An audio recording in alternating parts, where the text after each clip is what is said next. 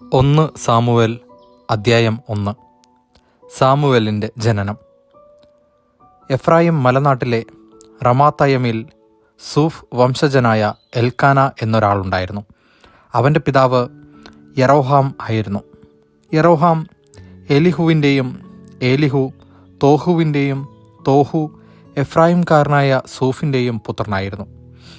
എൽക്കാനയ്ക്ക് 2 ഭാര്യമാരുണ്ടായിരുന്നു, ഹന്നായും പെനീന്നായും. പെനീന്നായ്ക്ക് മക്കളുണ്ടായിരുന്നു, ഹന്നായ്ക്കാകട്ടെ മക്കളില്ലായിരുന്നു. Elkanah സൈന്യങ്ങളുടെ കർത്താവിനെ ആരാധിക്കുവാനും അവിടത്തേക്ക് ബലിയർപ്പിക്കുവാനുമായി വർഷം തോറും തൻ്റെ പട്ടണത്തിൽ നിന്ന് ഷീലോയിലേക്ക് പോകുമായിരുന്നു. ഏലിയുടെ പുത്രന്മാരായ ഹോഫ്നിയും ഫിനഹാസുമായിരുന്നു അവിടുത്തെ കർത്താവിൻ്റെ പുരോഹിതന്മാർ. ബലിയർപ്പിക്കുന്ന ദിവസം എൽക്കാന ഭാര്യ പെനീന്നായ്ക്കും അവളുടെ പുത്രന്മാർക്കും പുത്രിമാർക്കും ഓഹരി കൊടുത്തിരുന്നു. ഹന്നായെ കൂടുതൽ സ്നേഹിച്ചിരുന്നെങ്കിലും അവൾക്ക് ഒരംശം മാത്രമേ നൽകിയിരുന്നുള്ളൂ. എന്തെന്നാൽ കർത്താവ് അവളെ വന്ധ്യയാക്കിയിരുന്നു. വന്ധ്യത നിമിത്തം അവളുടെ സപത്നി അവളെ വേദനിപ്പിച്ചിരുന്നു. ആണ്ടുതോറും കർത്താവിൻ്റെ ഭവനത്തിലേക്ക് പോയിരുന്നപ്പോഴൊക്കെ അവൾ ഹന്നായെ പ്രകോപിപ്പിച്ചിരുന്നു. അതിനാൽ ഹന്ന കരയുകയും ഭക്ഷണം കഴിക്കാതിരിക്കുകയും ചെയ്തു. ഭർത്താവായ എൽക്കാന അവളോട് ചോദിച്ചു, ഹന്ന, എന്തിനാണ് നീ കരയുകയും ഭക്ഷിക്കാതിരിക്കുകയും ചെയ്യുന്നത്? എന്തിന് ദുഃഖിക്കുന്നു? ഞാൻ നിനക്ക് 10 പുത്രന്മാരിലും ഉപരിയല്ലേ? ഷീലോയിൽ വെച്ച് അവർ ഭക്ഷിക്കുകയും പാനം ചെയ്യുകയും ചെയ്തതിനു ശേഷം ഹന്ന എഴുന്നേറ്റ് കർത്താവിൻ്റെ സന്നിധിയിൽ ചെന്നു. പുരോഹിതനായ ഏലി ദേവാലയത്തിൻ്റെ പടിവാതിൽക്കൽ സമീപം ഒരു പീഠത്തിലിരിക്കുകയായിരുന്നു. അവൾ കർത്താവിനോട് ഹൃദയം നൊന്ത് കരഞ്ഞു പ്രാർത്ഥിച്ചു. അവളൊരു നേർച്ച നേർന്നു. സൈന്യങ്ങളുടെ കർത്താവെ, ഈ ദാസിയുടെ സങ്കടം കണ്ട് അങ്ങ് എന്നെ അനുസ്മരിക്കണമേ. അങ്ങയുടെ ദാസിയെ വിസ്മരിക്കരുതേ. എനിക്കൊരു പുത്രനെ നൽകിയാൽ അവൻ്റെ ജീവിതകാലം മുഴുവൻ അവനെ ഞാൻ അങ്ങേക്ക് പ്രതിഷ്ഠിക്കും. അവൻ്റെ ശിരസിൽ ക്ഷൗരക്കത്തി സ്പർശിക്കുകയില്ല. ഹന്ന ദൈവസന്നിധിയിൽ പ്രാർത്ഥിച്ചു കൊണ്ടിരിക്കവേ ഏലി അവളെ ശ്രദ്ധിച്ചു കൊണ്ടിരുന്നു. അവൾ ഹൃദയത്തിൽ സംസാരിക്കുകയായിരുന്നു. അതിരം മാത്രമേ ചലിച്ചിരുന്നുള്ളൂ. ശബ്ദം പുറത്തു വന്നതുമില്ല. അതിനാൽ അവൾ മദ്യപിച്ചിട്ടുണ്ടെന്ന് ഏലിക്ക് തോന്നി.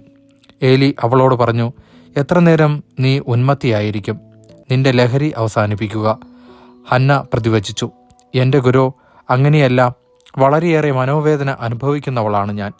വീഞ്ഞോ ലഹരി പാനീയമോ ഞാൻ കഴിച്ചിട്ടില്ല. കർത്താവിൻ്റെ മുമ്പിൽ എൻ്റെ ഹൃദയവികാരങ്ങൾ ഞാൻ പകരുകയായിരുന്നു. ഈ ദാസിയെ അധപതിച്ച ഒരുവളായി വിചാരിക്കരുതേ. അത്യധികമായ ആകുലതയും അസ്വസ്ഥതയും മൂലമാണ് ഞാൻ ഇതുവരെ സംസാരിച്ചത്.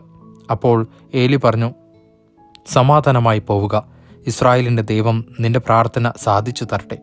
അവൾ പ്രതിവചിച്ചു, ഈ ദാസിക്ക് അങ്ങയുടെ കൃപാകടാക്ഷമുണ്ടാകട്ടെ. അനന്തരം അവൾ പോയി ഭക്ഷണം കഴിച്ചു. പിന്നീട് ഒരിക്കലും അവളുടെ മുഖം മ്ലാനമായിട്ടില്ല. എൽക്കാനയും കുടുംബവും അതിരാവിലെ എഴുന്നേറ്റ് കർത്താവിനെ ആരാധിച്ചതിനു ശേഷം റാമായിലുള്ള തങ്ങളുടെ ഗൃഹത്തിലേക്ക് മടങ്ങി. എൽക്കാന ഹന്നായെ പ്രാപിക്കുകയും കർത്താവ് അവളെ അനുസ്മരിക്കുകയും ചെയ്തു. അവൾ ഗർഭം ധരിച്ച് ഒരു പുത്രനെ പ്രസവിച്ചു. ഞാൻ അവനെ കർത്താവിനോട് ചോദിച്ചു വാങ്ങിയതാണ് എന്ന് പറഞ്ഞ് അവൾ അവന് സാമുവേൽ എന്ന് പേരിട്ടു. എൽക്കാന കുടുംബസമേതം കർത്താവിന് വർഷം തോറുമുള്ള ബലിയർപ്പിക്കുവാനും നേർച്ച നിറവേറ്റുവാനും പോയി. എന്നാൽ ഹന്ന പോയില്ല. അവൾ ഭർത്താവിനോട് പറഞ്ഞു, കുഞ്ഞിൻ്റെ മുലകുടി മാറട്ടെ. അവൻ കർത്തൃസന്നിധിയിൽ പ്രവേശിച്ച് എന്നേക്കും അവിടെ വസിക്കുന്നതിന് അപ്പോൾ കൊണ്ടുവന്നുകൊള്ളാം. എൽക്കാന അവളോട് പറഞ്ഞു, നിന്റെ യുക്തം പോലെ ചെയ്തുകൊള്ളുക. അവൻ്റെ മുലകുടി മാറട്ടെ. കർത്താവിനോടുള്ള വാക്ക് നിറവേറ്റിയാൽ മതി. അങ്ങനെ അവൾ കുഞ്ഞിൻ്റെ മുലകുടി മാറുന്നതുവരെ വീട്ടിൽ താമസിച്ചു. പിന്നീട് 3 വയസ്സുള്ള ഒരു കാളക്കുട്ടി, ഒരു യഫ മാവ്, ഒരു കുടം വീഞ്ഞ് എന്നിവയോട് കൂടെ അവൾ അവനെ ഷീലോയിൽ കർത്താവിൻ്റെ ആലയത്തിലേക്ക് കൊണ്ടുവന്നു. സാമുവേൽ അപ്പോൾ ബാലനായിരുന്നു. അവർ കാളക്കുട്ടിയെ ബലിയർപ്പിച്ചു. അനന്തരം ശിശുവിനെ ഏലിയുടെ അടുക്കൽ കൊണ്ടുവന്നു. അവൾ പറഞ്ഞു, ഗുരോ, ഇവിടെ അങ്ങയുടെ മുമ്പിൽ നിന്ന് കർത്താവിനോട് പ്രാർത്ഥിച്ച സ്ത്രീ തന്നെയാണ് ഞാൻ. ഈ കുഞ്ഞിനു വേണ്ടിയാണ് ഞാൻ പ്രാർത്ഥിച്ചത്. എൻ്റെ പ്രാർത്ഥന കർത്താവ് കേട്ടു. ആകയാൽ ഞാൻ അവനെ കർത്താവിന് സമർപ്പിച്ചിരിക്കുന്നു. ആജീവനാന്തം അവൻ കർത്താവിനുള്ളവനായിരിക്കും. അവർ കർത്താവിനെ ആരാധിച്ചു. ദൈവവചനമാണ് നാം കേട്ടത്.